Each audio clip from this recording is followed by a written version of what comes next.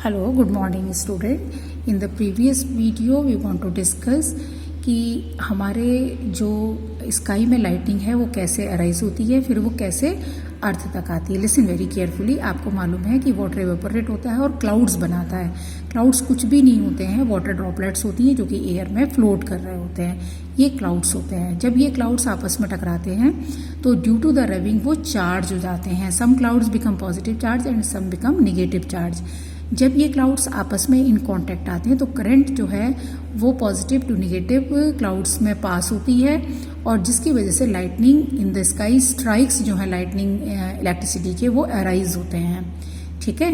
अब क्या होता है कि ये तो है ओरिजिन कि कैसे इलेक्ट्रिसिटी अराइज होती है. अब हमारी जो रेनी सीजन में जनरली आपने इसको देखा होगा और रेनी सीजन में ही इलेक्ट्रिसिटी के ज़मीन पे गिरने के चांसेस बढ़ जाते हैं.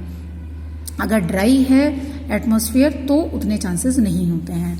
अब क्या होता है जब रेनी सीजन होता है तो atmospheric air full with humidity, बहुत ज़्यादा ह्यूमिडिटी होती है और due to dissolved atmospheric gases like oxides of nitrogen, oxides of sulphur, ये जो ह्यूमिड एयर है it become somewhat good conductor of electricity.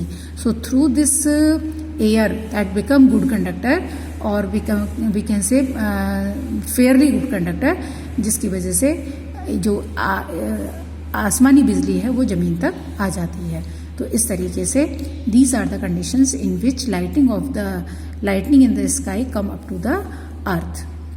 Actually under certain condition metal can conduct, जो मैंने भी आपको बताया कि अगर हमने वुड हमारा ड्राई है तो कंडक्टर नहीं होगा, लेकिन अगर हमारा वुड गीला है, अभी अभी हमने ब्रांच प्लग की है एटमॉस्फेयर से, उसे ट्री से, तो वो गुड कंडक्टर ऑफ इलेक्ट्रिसिटी होगी.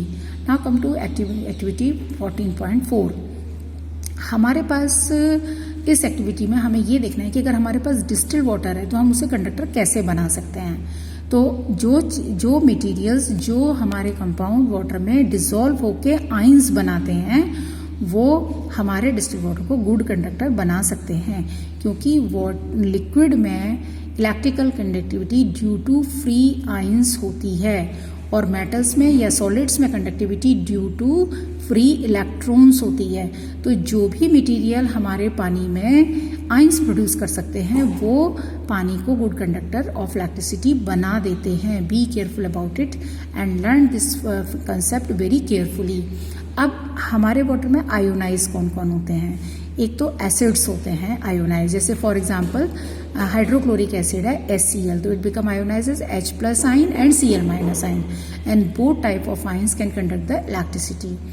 इसी तरीके से अगर हम कोई बेस मिलाएं, base standard base sodium hydroxide, it ionise gives sodium ion and hydroxide, both ions are able to carry the charge. And suppose हम सॉल्ट मिलाएं, sodium chloride, it gives sodium ion and chloride ion. So again because it is giving the ions, that's why it is able to make the water conductor. तो इसका result ये हुआ कि अगर distilled water में small amount of acid मिलाया जाए, small amount of base मिलाया जाए या स्मॉल अमाउंट ऑफ सॉल्ट मिलाया जाए तो वो गुड कंडक्टर ऑफ इलेक्ट्रिसिटी हो जाएगा. अगर आप घर पर भी ये देखना चाहते हैं तो इसमें बहुत सिंपल है. आप विनेगर मिला सकते हैं, एसिड है, लेमन जूस मिला सकते हैं, एसिडिक इन नेचर है. आप सॉल्ट के लिए सोडियम क्लोराइड मिला सकते हैं, सोडियम बाइकार्बोनेट मिला सकते हैं, खाना सोडा और कॉमन सॉल्ट एक्सेट्रा. तो इस तरीके से आप अपने वाटर को गुड कंडक्टर ऑफ इलेक्ट्रिसिटी बना देंगे. आप कंपैरेटिव स्टडी करना चाहें तो पहले आप RO वाटर का टेस्ट कर लीजिए, वहाँ पे आपका बल्ब बहुत कम ग्लो करेगा. या आपने कंपास वाला लिया है, मैग्नेटिक इफेक्ट्स का टेस्टर लिया है तो डिफ्लेक्शन बहुत कम आएगा. लेकिन जब आप उसमें विनेगर मिला देते हैं या लेमन जूस मिला देते हैं या सोडियम क्लोराइड, कोई भी एक चीज़ मिला देते हैं तो कंडक्टिविटी बढ़ जाएगी, डिफ्लेक्शन ज़्यादा आएगा और बल्ब की ब्राइटनेस भी इंक्रीज हो जाएगी. तो इस तरीके से किसी भी डिस्टिल्ड वाटर को कंडक्टर बनाने के लिए हम उसमें एसिड, बेस या पिंच ऑफ सॉल्ट मिला सकते हैं. Small amount of mineral salts are naturally present in it.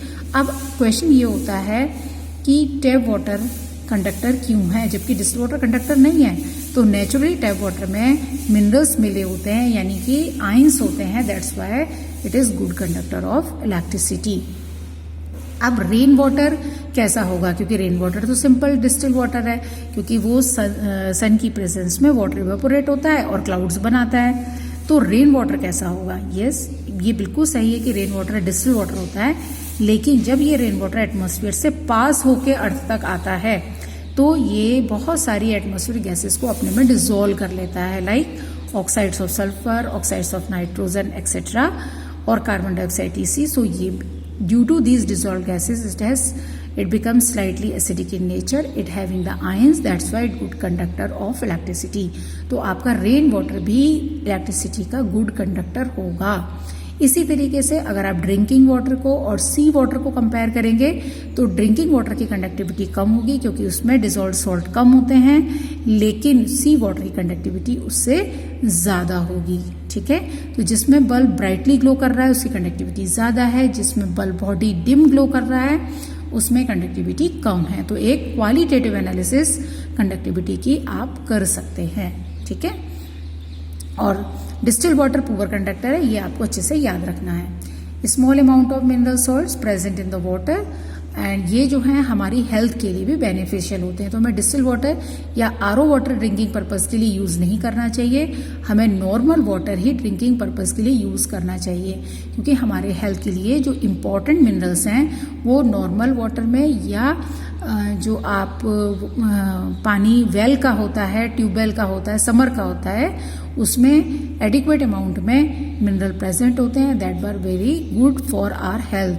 हमारी रिक्वायरमेंट के बहुत सारे आयंस हमें वाटर से मिल जाते हैं, तो इसलिए हमें RO वाटर का यूज़ कम से कम करना चाहिए और डिस्टिल वाटर का यूज़ हमें बिल्कुल भी नहीं ड्रिंकिंग पर्पस के लिए करना चाहिए, या हम कर ही नहीं सकते। इलेक्ट्रिक अप्लायंसेस को भी इसीलिए वेयर हैंड टच नहीं करना चाहिए, हमें इंसुलेशन के बिना उनको नहीं टच करना चाहिए। Standing on a wet floor भी हमें नहीं करना चाहिए, क्योंकि water is a good conductor of electricity, normal water is a good conductor of electricity. We have found that common salt when dissolved in distilled water it makes good conductivity to the water, water को conductivity दे देता है। ठीक है, और एक बात आपको और याद रखनी है, कोई भी एक्सपेरिमेंट आप मेन से नहीं करेंगे, इन्वर्टर से नहीं करेंगे, जनरेटर से नहीं करेंगे, आप केवल एक मार्केट में जो छोटा टॉर्च जलाने वाला सेल आता है उसी से आप अपने एक्सपेरिमेंट्स करेंगे। एक्टिविटी 14.5, इस एक्टिविटी 14.5 में अब हम ये देख रहे हैं कि कंडक्टिविटी किसी लिक्विड की है या नहीं है। तो हमने क्या किया, 3 क्लीन प्लास्टिक और रबर के बॉटल्स के लिड ले लिए और हमने सब में 2-2 टीस्पून पानी डाल दिया। ठीक है, एक में हमने हाइड्रोक्लोरिक एसिड डाला, दूसरे में हमने डिस्टिल वाटर ही रहने दिया, और तीसरे में हमने लेमन जूस ले लिया।